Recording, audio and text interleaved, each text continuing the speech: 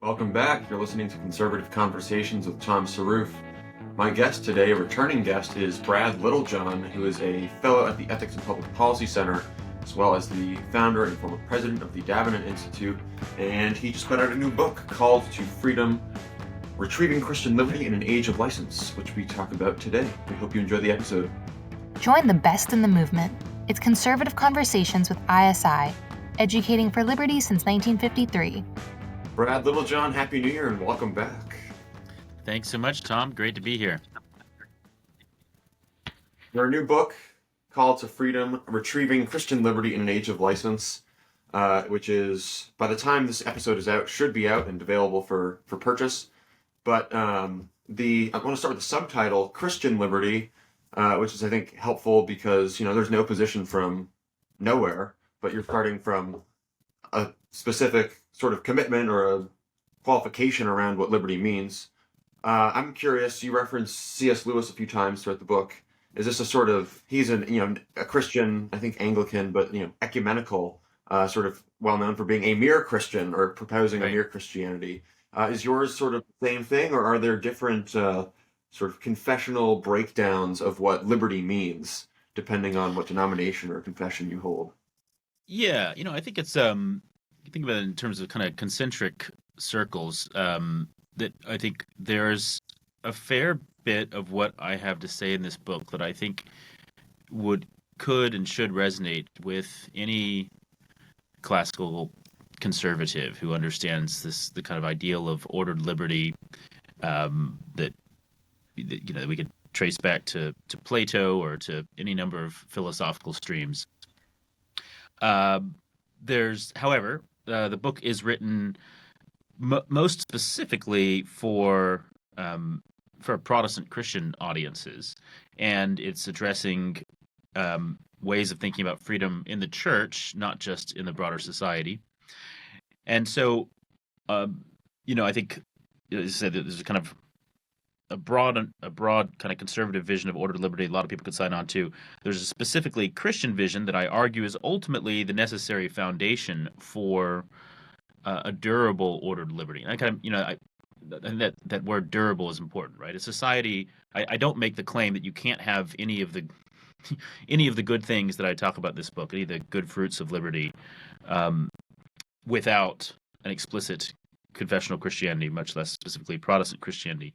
But I do argue that it's sort of it provides the foundation, a theological understanding of freedom, spiritual freedom, which I talk about in chapter 2, really provides the foundation for the moral freedom and political freedom. And if you don't have that foundation, then that superstructure will gradually begin to crumble. And so I make a specifically Christian argument, and even more a specifically Protestant argument, where I would say, as a Protestant, I think the Reformation had specific things to say about freedom. Luther's probably most famous book was called On the Freedom of a Christian.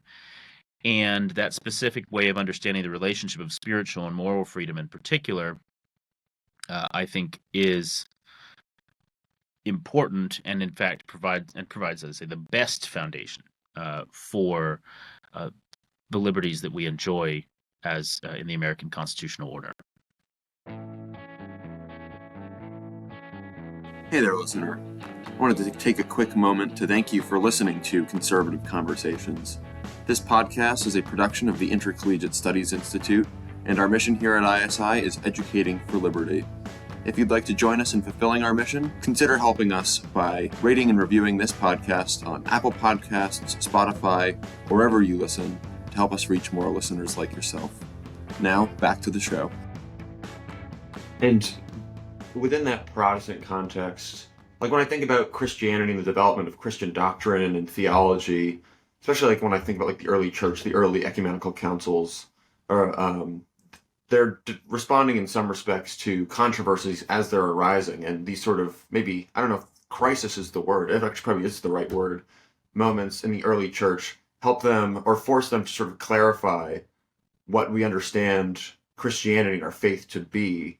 Now, fast forward now to 2025, as you're writing this book, what are the sort of developments within your church and within your churches that you might be responding to in a more explicit way with this book?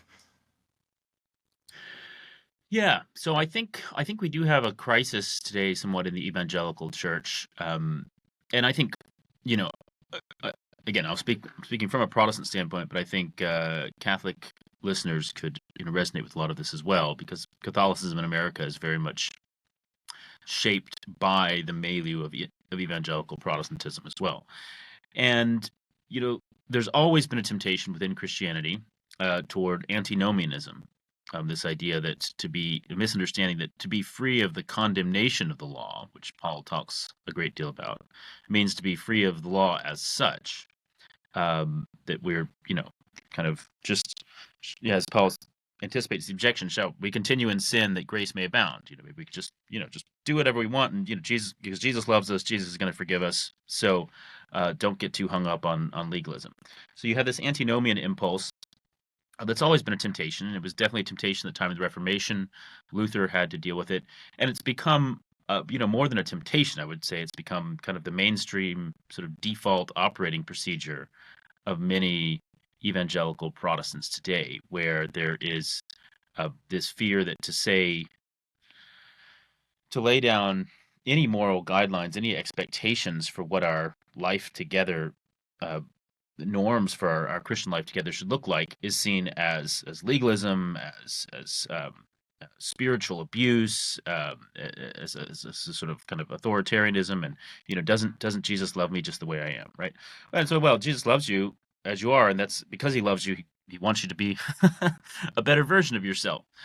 So we are called to freedom, as the title of the book says, and we're called to grow into that freedom, to grow into a mature use of our freedom as self-government, not to just be trapped in a kind of base form of freedom as license. So we have this antinomian impulse, which I think has been combined with and kind of in a sort of feedback loop with kind of American consumerist mentality that thinks of freedom consists in multiplying your options and keeping your options as open as possible.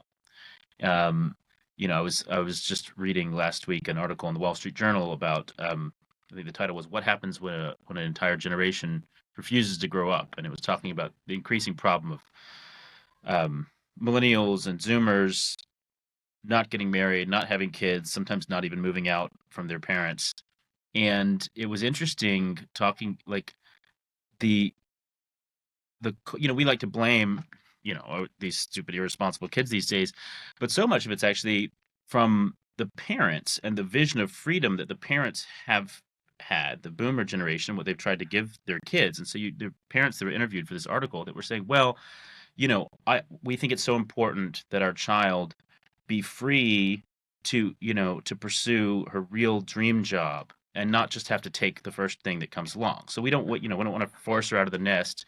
We want her, so they have this 30-something-year-old living at home, waiting for the perfect job opportunity to come along and keeping her options open. And their parents think that that's the best thing they can do for their kid, right?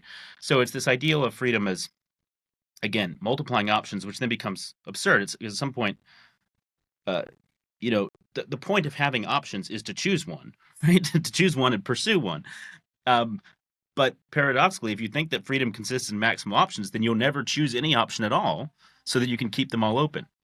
And we have this in the church too, where there's this idea that, you don't want, you want to have as many different services as possible. You get your traditional service, your contemporary service, your early service, your late service, your youth service, and your family service. You can come in person, you can participate via live stream, right? Churches too are kind of contributing to this consumeristic vision of just give people options to choose from. And the reality is that we're finding this kind of paralysis, this loss of meaning. Nobody knows what they're supposed to be doing, how they're supposed to be using their freedom, because nobody's willing to give them any guidance. We're afraid that giving guidance means, again, being legalistic or being judgmental or something. So I think that's the crisis that this book is trying to address. Gotcha. And there's so much there. Freedom, when we talk about the word freedom or liberty, which you could speak to this as, is there a difference in reality, or would it be helpful even to make a distinction between what we mean by freedom versus what we use by liberty? Or are we muddying things if we just use those interchangeably. But like if everyone has a definition of freedom, in America today, across the political persuasion or the political spectrum, different political parties, different faiths, even within the same faith, different rival conceptions or potentially problematic views of what freedom means. I guess the question or what that requires us to do here is provide a definition. So the most simple and basic question, Brad, that I'm sure we could talk about for hours is like, what is freedom? Right. Yeah. So first, do I distinguish between freedom and liberty? I don't. I think, I mean, while I'm sure etymologists and could sort of, well, I mean, the etymology is quite simple. Liberty is from the Latin root, freedom is from the Anglo-Saxon root, and it tends to be the case in English that the word that comes from Latin is used in somewhat of a more formal intellectual context, and the word that comes from an Anglo-Saxon root is used in a more colloquial context. And I think that's more or less true. Like people like, you and me, ISI people talk about liberty, but most ordinary Americans talk about freedom. So there's maybe that difference in connotation, just in terms of kind of rhetorical register, but I don't think that there's a meaningful conceptual difference that between those words. There's a whole bunch of different ways that people use the word liberty and a whole bunch of different ways people use the word freedom, and they seem to be more or less the same whole bunch of different ways, right? So I use those two words interchangeably, but I do say there are several, again, there are several different ways of talking about freedom/liberty that we need to be clear about, and I kind of map those out in chapter 1. But the core definition that I seek to offer and unpack is freedom is the capacity for meaningful action. And let's look at each of those words. So capacity, this is important because if we're not careful, we can define freedom just in a kind of negative sense of non-interference. Nobody's meddling with me, nobody's getting my way, nobody's coercing me or holding me down. But that can't be all there is to it, because then we would say that, a paraplegic in a wheelchair is perfectly free to walk around just because nobody is physically restraining him, right? Well, no, he's not free to walk around because he has internal restraint. He doesn't have, in himself, he doesn't have the capacity to walk around. So there has to be a positive dimension of capability that is a prerequisite for the exercise of freedom. So use that language of capacity. Now, we'll jump to action. So it's not just, freedom isn't just freedom to do anything, but as human beings endowed with reason and will, for us, freedom, and I think we really would properly, I say for us, you could say lions are free to roam in some sense, right? We could speak of freedom in a kind of analogous sense for animals. But in the proper philosophical sense, I think we say freedom is the property of human beings because they have the capacities of reason and will. And thus, we don't just, randomly wave our arms in any direction, although I am kind of doing that right now as I gesticulate, right? So I would, but that for us, freedom is acting purposefully, right? Action has this dimension of rationality, of pursuing ends, ordering our operations toward an end that constitutes an action. So there has to be this level of purposefulness, and this is important because, again, I think our modern way of thinking about freedom is often misleading, where if we think about it just as the multiplication of options, then what we actually do is we lose that purposefulness, right? There's so many things that we could do, we just kind of end up choosing at random, right? We've all had the experience of, getting on Netflix, what am I going to watch? And then finally after 15 minutes, you're like, whatever, I'll just do this, right? And you don't, that doesn't feel like an expression of freedom. It feels more like an expression, a sense of paralysis, right? So there has to be enough constraints for our actions to be purposeful. And the last part of the definition is meaningful action. So as human beings, we only experience freedom in relation to one another, right? If I am dropped down in the middle of well, I mean, nowadays it's hard to find a part of the globe where nobody knows any English, but, let's just, right, an Amazon tribe, drop down the middle of an Amazon tribe, nobody speaks a word of English. Do I have free speech rights? Well, I mean, I guess in some sense I have freedom of speech, but that's meaningless because my speech only makes sense as a communicative act, right? I can speak all day long and I'm not actually speaking because nobody understands me. So, freedom actually requires a context of shared understanding such that when I act in a certain way, I know that you will understand the meaning of that action.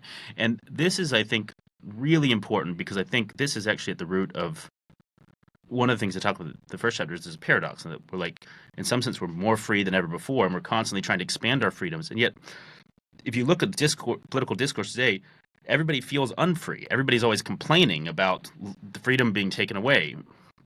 So how can we be more free and less free at the same time? And part of it is this breakdown of frameworks of shared understanding. Increasingly, we inhabit a culture where there aren't frameworks of shared understanding. There aren't shared norms and expectations. I don't, the kind of changing norms of political correctness mean that I don't know whether a given statement that I make is going to be perceived as a microaggression or not.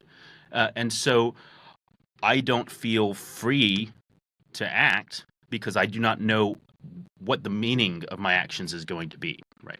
And so there has to be this communal dimension for the exercise of authentic freedom.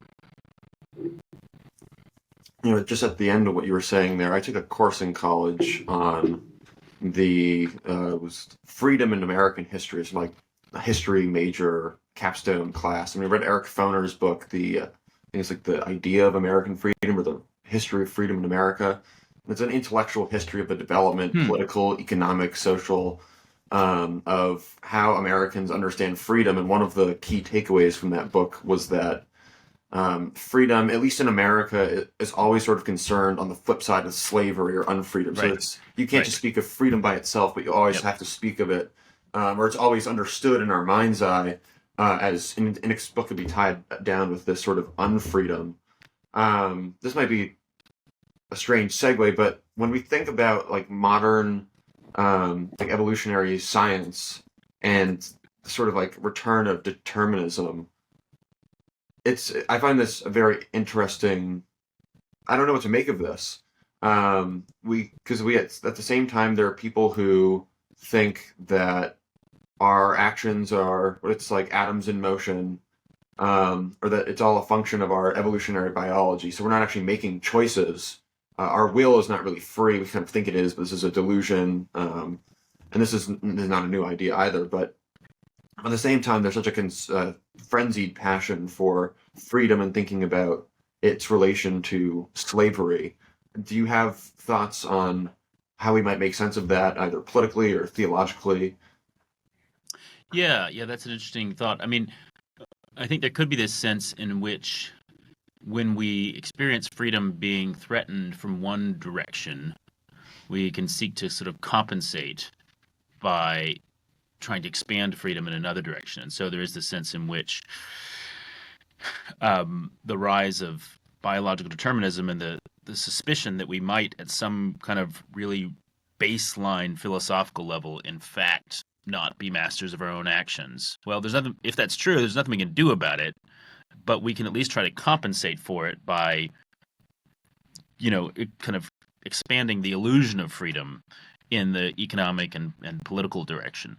But I think probably the bigger issue for most moderns is not so much a kind of Darwinian materialism, which, it's like on the one hand, most people accept, and yet I think very few people think about it. It doesn't really dominate their thoughts. Very few people actually think, well, man, I mean, I guess I'm just totally the product of, matter in motion and natural selection, and these words that I'm saying right now are just the result of a chemical reaction.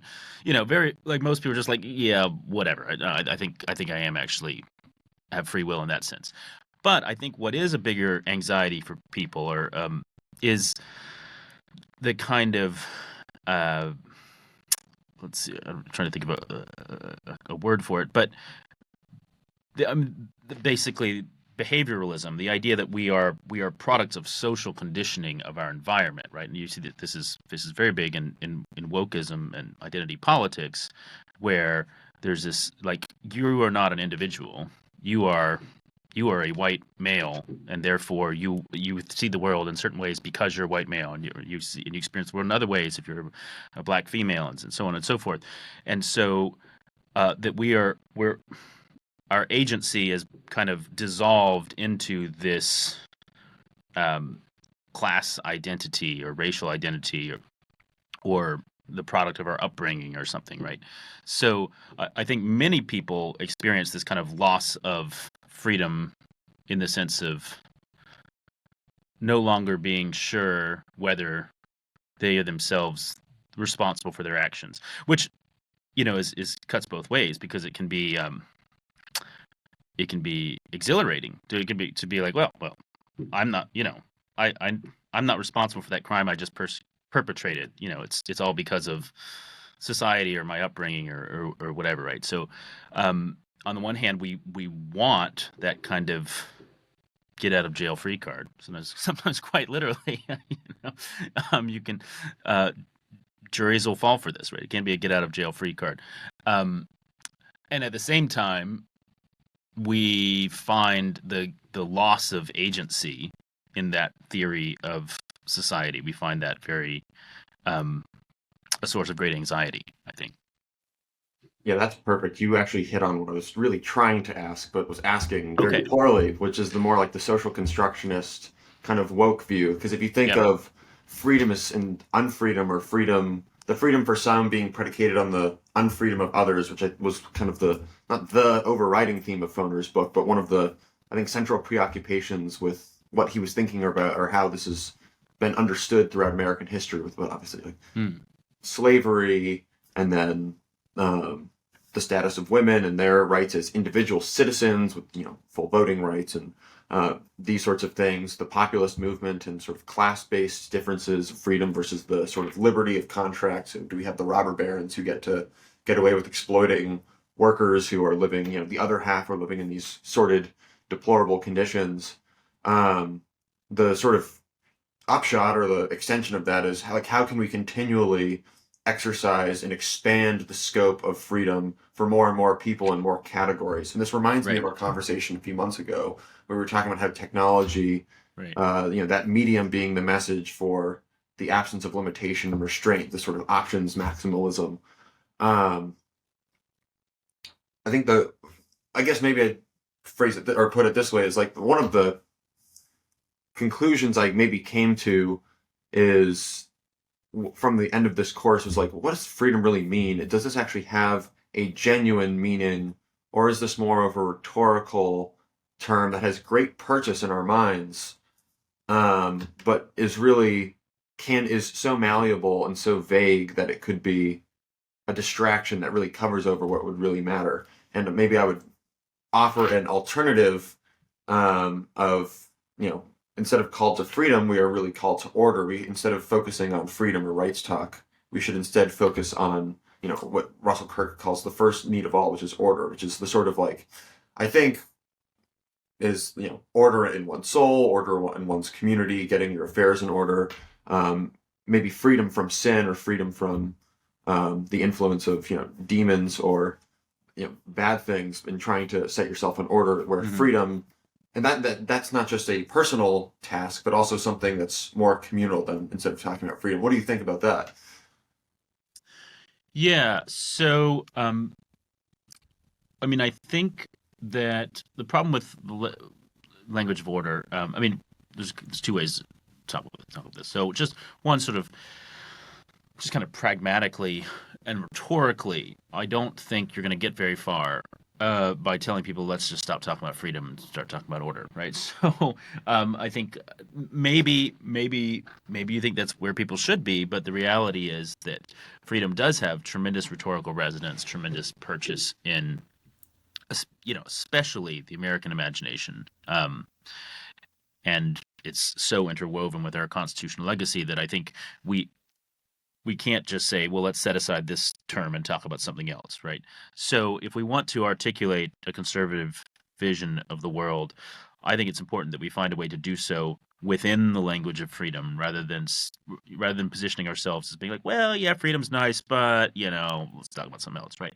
So that would just be, just as a purely rhetorical point.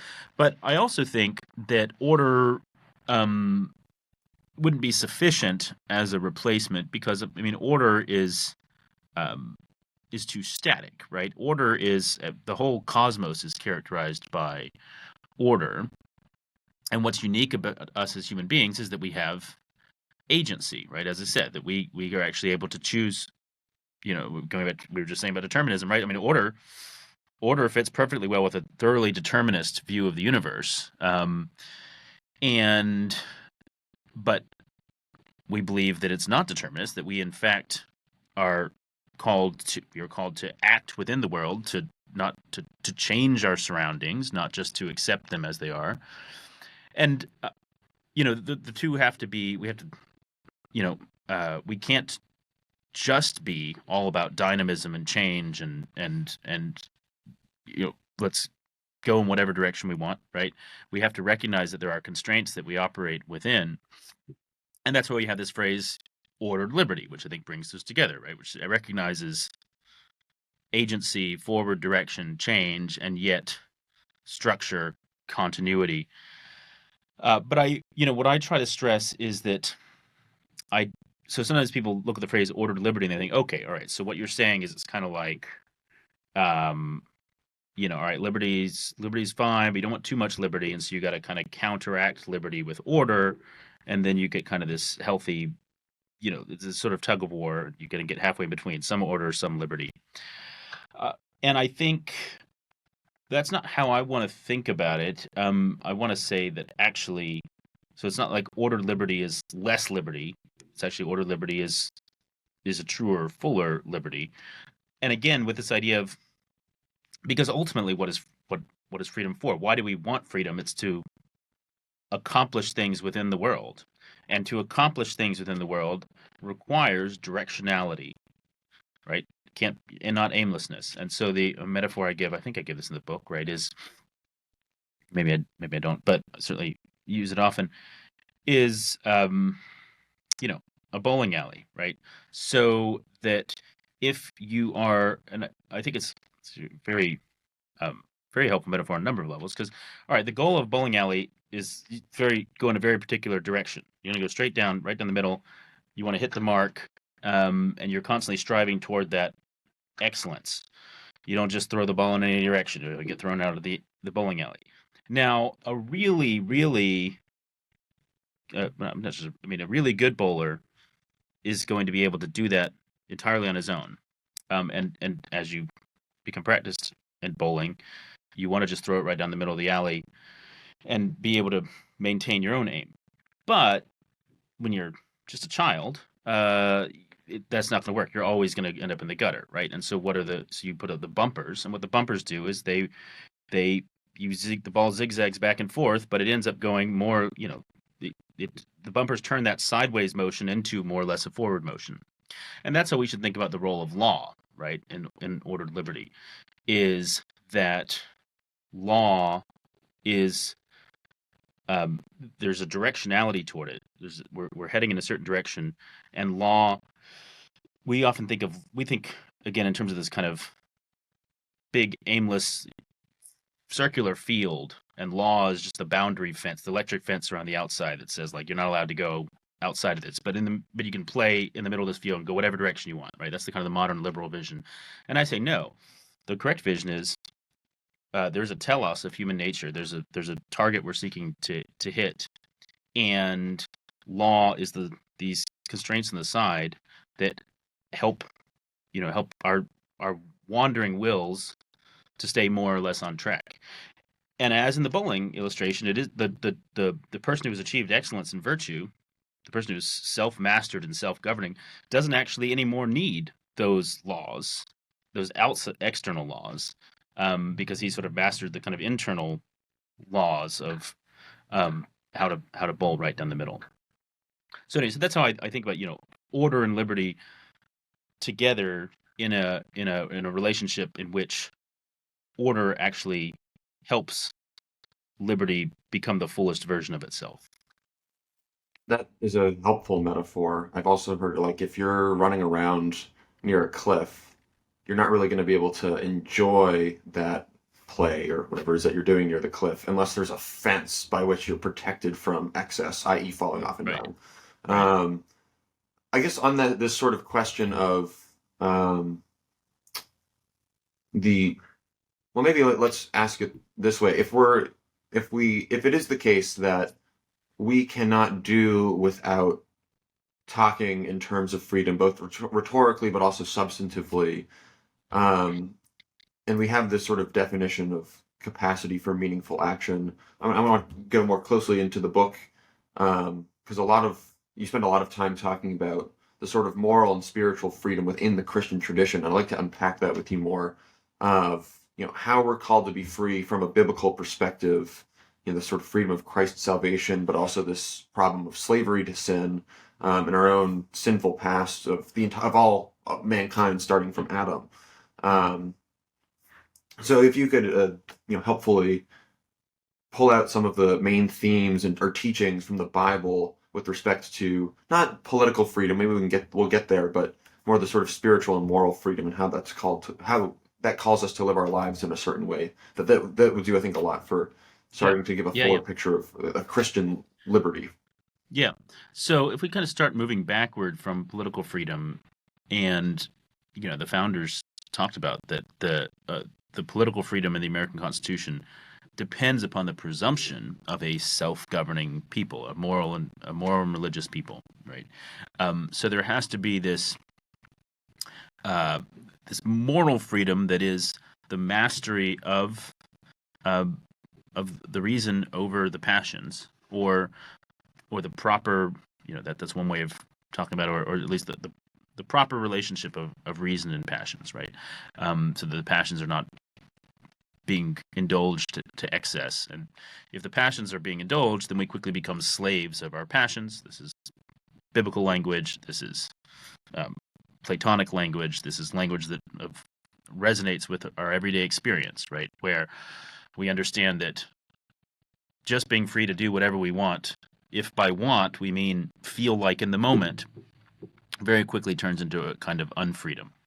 And so there's this moral freedom that's really upstream in many ways of political freedom, although there's also a kind of feedback loop relationship, which we can come back to if you want. But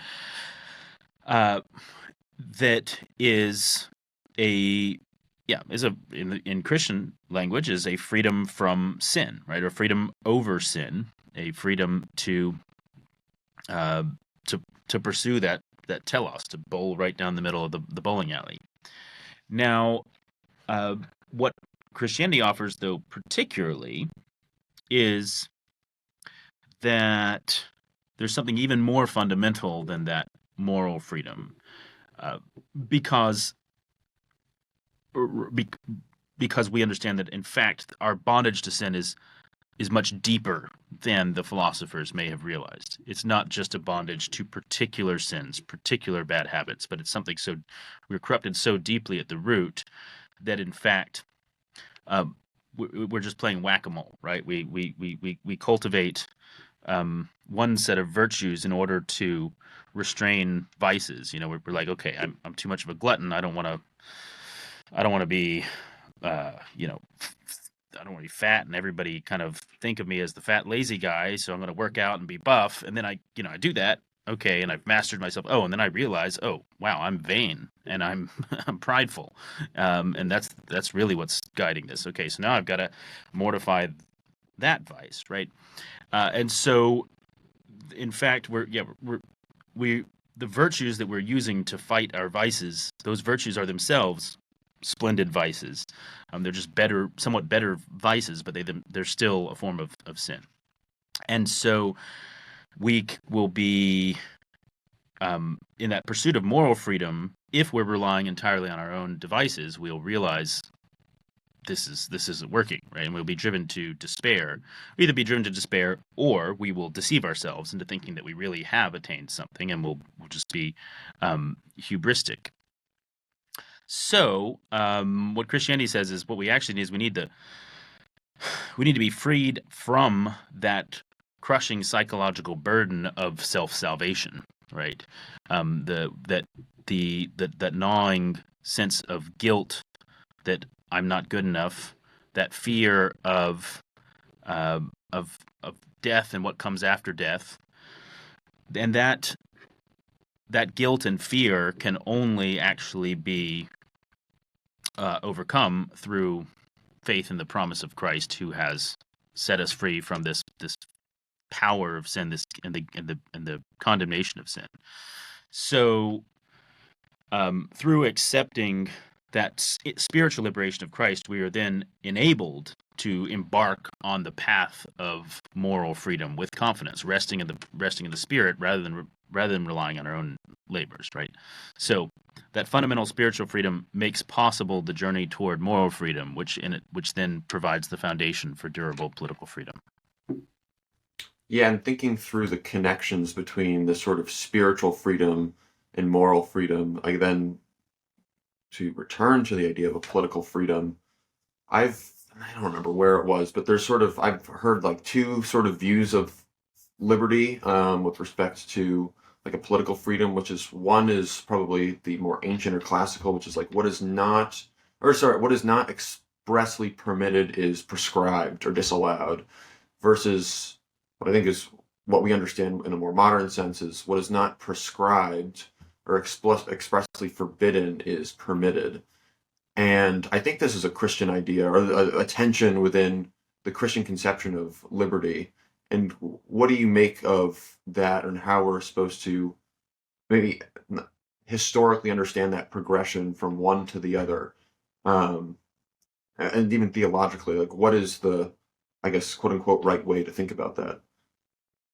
Yeah. So you talk about the idea of permissive natural law, maybe? Maybe. Maybe? Yeah, there's a great book on this by Brian Tierney, and he does argue this is kind of a development within the Christian understanding of natural law, that natural law does not, and divine law does not simply command and forbid, but leaves open a large realm of free action that is indifferent, right? That is, it's neither bad nor good, and we are welcome, encouraged to use our freedom within that realm. So, yeah, I mean, part of this would be, well, I think here's the crucial qualification to add right away is,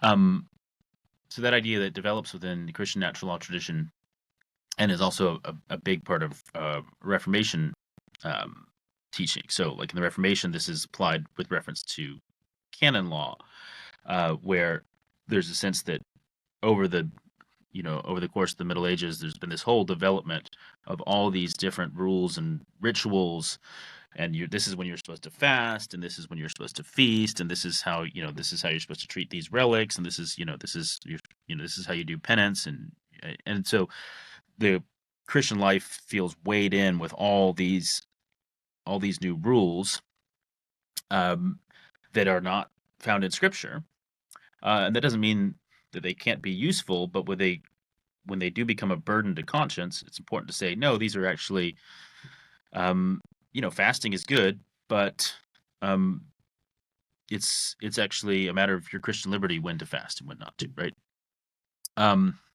So the Reformers emphasize this, but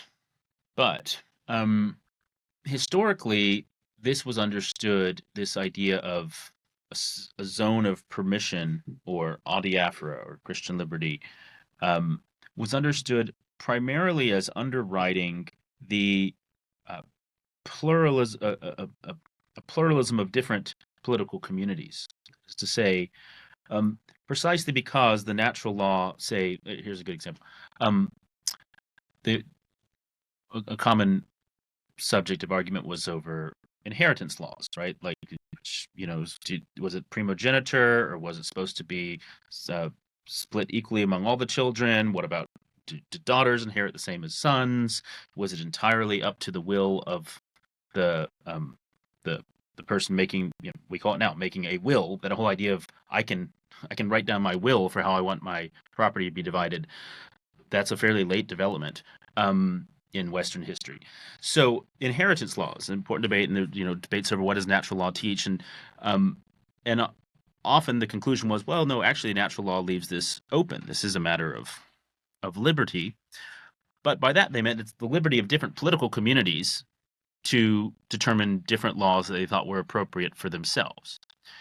So it wasn't primarily a liberty of individuals. Everybody decided how they want to leave their inheritance. It was, France can have one set of inheritance laws, England can have another, Germany can have another, et cetera, et cetera.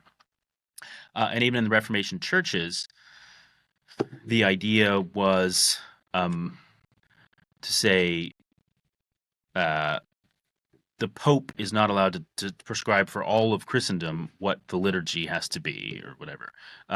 But the Church of England can decide what its liturgy is going to be, and the Church of France can decide what its liturgy is going to be. So there's understanding of this kind of communal exercise of wisdom in terms of how to act within this permissive sphere of law. So the move from that to no, this is a sphere of individual liberty, where every individual citizen or every individual Christian is supposed to make up their own mind about how to do this. That's kind of a later development. And it's a development that I think is in some ways is healthy up to a point. It makes sense with the increase of literacy, right? I mean, I think we have to reckon with this. Like we talk about these dark authoritarian past ages, and we don't realize, well, in a world where nobody could read, it sort of made sense to have a few people kind of calling the shots, right? But in a world of literacy, it makes sense for individuals to have more discretion over how to order their own lives. And yet, you reach this point of diminishing and then negative returns, where as the individual finds more and more options that are left up to them as an individual to decide, at some point they encounter that point of too many options to be able to make any kind of meaningful decision. And that's the point we've kind of reached in the modern world. Yeah, and that is a helpful clarification or qualification about what this sort of permissive natural law doctrine, which I think I was trying to aim towards in the question, because one of the themes or the tensions of liberty that often gets talked about and that you spend some time discussing in the book is the liberty of the individuals versus the liberty of corporate bodies. And at least within modern American constitutional jurisprudence, the move has been to treat corporations as people or as individuals as a way of recognizing or affirming their rights to do various things.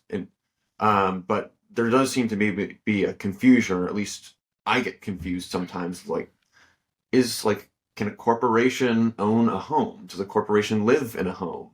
And then on top of that, you talked about the right of churches, or say the right of schools to compel, maybe not the conscience, but the actions of its members. And if you didn't have this sort of presumptive right or freedom or authority, no child would really learn anything, and the church would devolve into madness, and everyone would just be their own individual church. Mm-hmm. So I guess this is more of a practical question today for if we're trying to retrieve this sort of proper conception of Christian liberty, how do we make this, not a more clear-cut distinction, the most helpful understanding of the relationship between individual liberty and corporate liberty? Yeah. So a lot of things going on there. So let's start with the idea of religious liberty, where I think this is an area in which our jurisprudence has devolved too much from an older understanding that emphasized a corporate liberty to an overly individualistic conception, right? So First Amendment protections used to be primarily religious liberty protections were primarily about the religious liberty of religious communities to order their common life in a certain way. And so, for instance, you had Quakers, you had Mennonites, who, as religious communities, were committed to this discipline of nonviolence. And their members, and being members of that community, felt required to abide by those norms of their community. And so the court said, okay, we need to make allowances for these people to be conscientious objectors, right? Now, that makes sense when you're saying there's this recognized religious community that has this system of beliefs. It makes less sense if you say every individual who has a personal objection to this war doesn't have to serve, right? Because then that quickly kind of undercuts the whole basis of the basis for membership in a civil society, right? Which is that you have to shoulder burdens that you'd rather not shoulder, right? If it's really just a kind of, I'm in when I feel like it and I'm out when I don't feel like it, then you don't actually have a civil society at all. So you saw this shift in jurisprudence during the Vietnam War era toward allowing very kind of subjective individual conscientious objection, and this changes the way we think about religious liberty now, where you don't necessarily have to demonstrate that you're a member of a religious community whose teachings require you to do X. You can just say, I have strong feelings about this, right? So I think that's a problem. So in that sense, I would say the idea we actually need to focus more on the rights of corporations and less on the rights of individuals. Now, but I do think something like Citizens United is bad law. Why is that? Okay, so a lot of people think the problem is that corporations have too many rights. I'm saying in some sense they have too few rights. I think we can reconcile these by saying that the problem is now, so a corporation is a legal person that is given status as a person by the law for a particular purpose, right? It's a fiction. It's not actually a person, but we treat it as a person because in order to better enable it to achieve its particular ends. So an educational institution is given legal personhood for the purpose of education. A religious institution is given a legal personhood for the purpose of worship, etc. It used to be business corporations similarly were allowed to incorporate, often for a limited period of time, in order to carry on certain business purposes. And then if they wanted to carry on different business purposes, they had to apply for a new charter. So the understanding that, like, in creating this legal person, this is a big deal. It's a really big deal to give a body all these rights. And so we need to make sure that body is exercising those rights in the service of a particular purpose. Again, this idea of freedom is always purposeful. It's always ordered toward a telos, and it doesn't make sense to give freedom for just any purpose whatsoever. But then we began to change our incorporation laws, where we allowed general incorporation, where business, you could just be incorporated to do anything and everything, and then you had your corporate status permanently, and you could do whatever you wanted with it. And now you had all these rights that you could use without any constraints, because you no longer had to show that you were using these legal rights in pursuit of these particular ends, right? So I think what we need corporate rights, corporate liberties, but we need those to we need our laws to again start attending to what are the particular purposes of different kinds of corporations, and what are the rights that make sense for those, right? And I think a lot of this is just kind of it's a judicial laziness. It's like we don't actually want to have to be in the business of deciding whether this educational institution is pursuing educational ends or this business institution is pursuing proper business ends. So just do whatever you want to do. You have First Amendment rights. I think I follow that. Yeah. But it's like walking the tightrope. There's nuance and distinction, and it's a tough balance to find. But we're almost out of time, and I do want to touch on more this sort of religious liberty problem or issue, because that is something that seems increasingly under threat. Both during the pandemic, there were severe restrictions on churches and their ability to gather, and as well as sort of religious liberty and conscientious objection to certain progressive social policies. Obviously, the Masterpiece Cake Shop. You have was it 303 Collective, Arlene's Flowers, some of these like hot button court cases um, about, and essentially like if we take the Masterpiece Cake Shop with Jack Phillips, it seems that the posture we've adopted is something like Jack Phillips wants an exemption from a general law to basically discriminate or abuse gay couples who want to have their union recognized on the same terms as like you or I might with our respective. I'm not married yet, but you might want with your wife, and we're essentially asking something like, please give us a legal right or a legal carve out so that we can basically discriminate against people for reasons X, Y, or Z. And I'm wondering if we're thinking about Christian liberty, I guess what's still missing for me is like, what is the case for doing that if we're talking about human goods or social or political goods?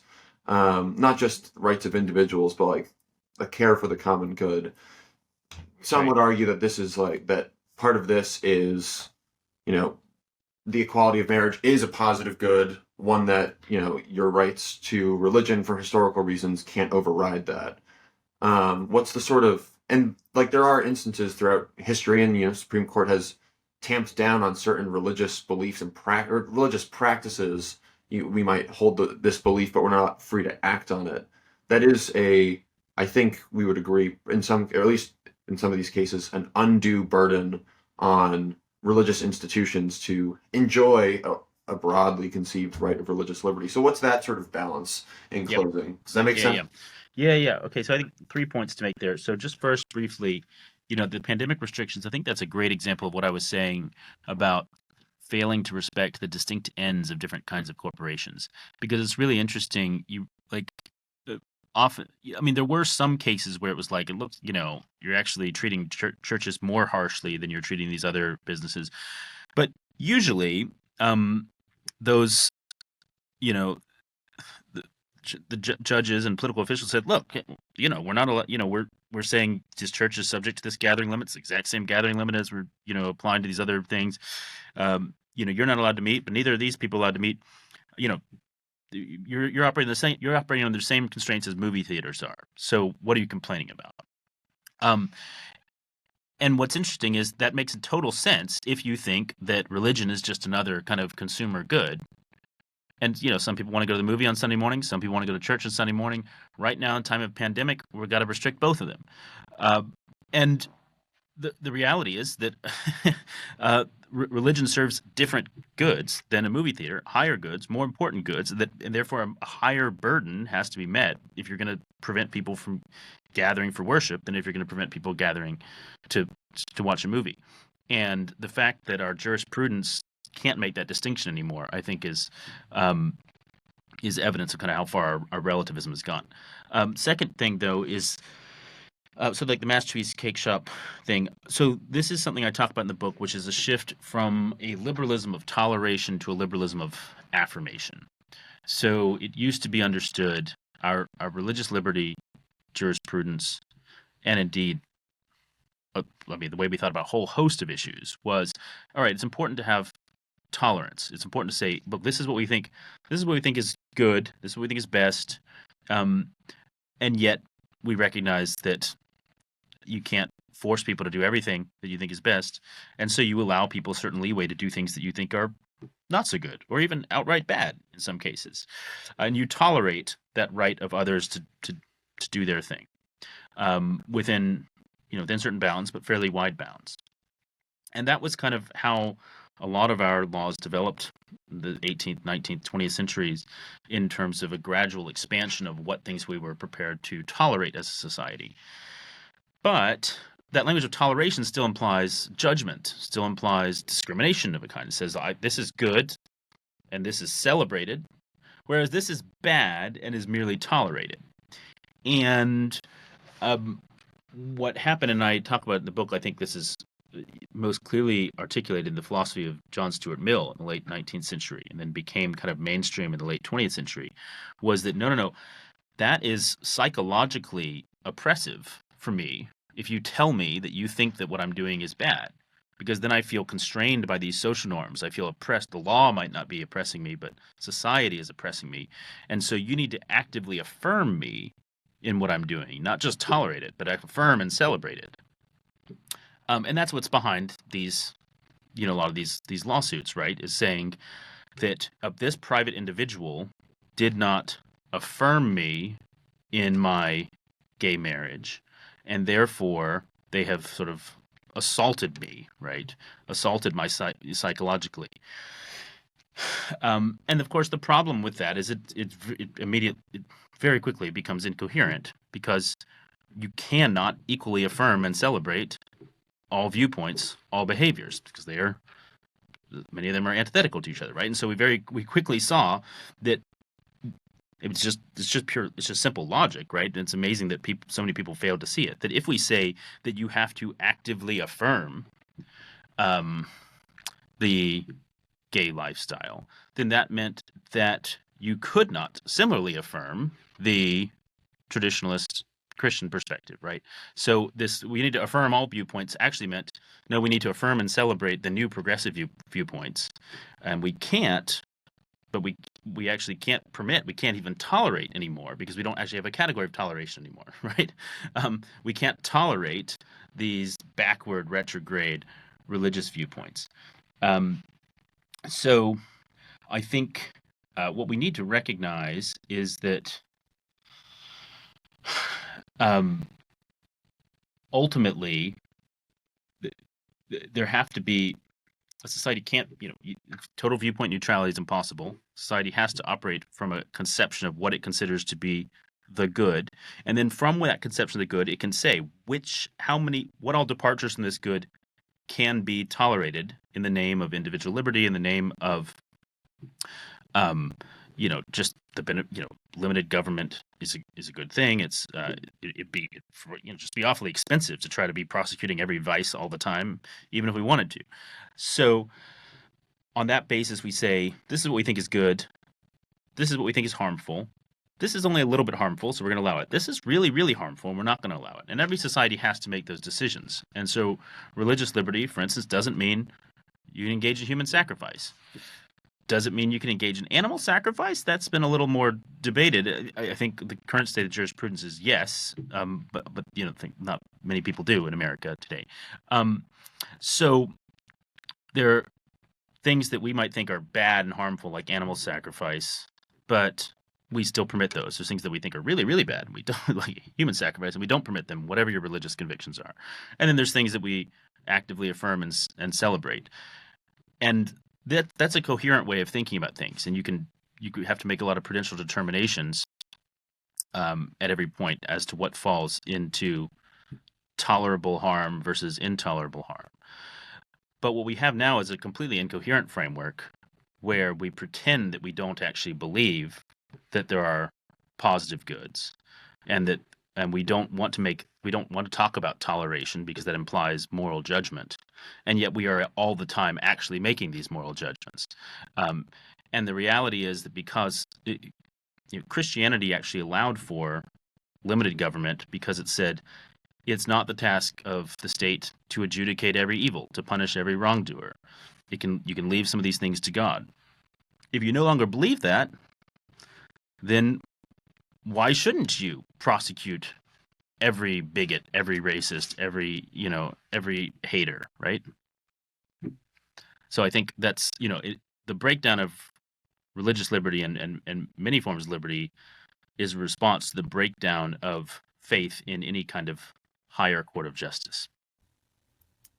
There's a lot more I could probably ask and a lot more we could talk about, but this has already been a very interesting and clarifying and wide-ranging discussion. And for our listeners who are interested in more, Call to Freedom will be out very soon, or it might already be out, or by the time this is released. January 15th, yep. By the time this is released, it should be out, so go order it and go read it.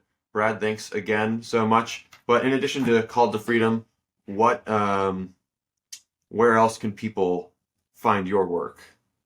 Yep, so everything I do should appear somewhere at some point on my Substack, Commonwealth Dispatches, or bradlittlejohn.substack.com. I post decent bit of original content there, and also links to all the different appearances and publications. So, or check me out at my EPBC Scholars page at eppbc.org. Perfect. Thanks again, Brad. Yep, thank you. Thank you for listening to Conservative Conversations with ISI. If you've enjoyed this episode, be sure to check out our website at isi.org/resources to see all that we offer our members, including the Intercollegiate Review, select modern age articles, debates, lectures, and of course, this podcast. Thanks again for listening. Don't forget to rate and review, and we will see you next time on Conservative Conversations with ISI.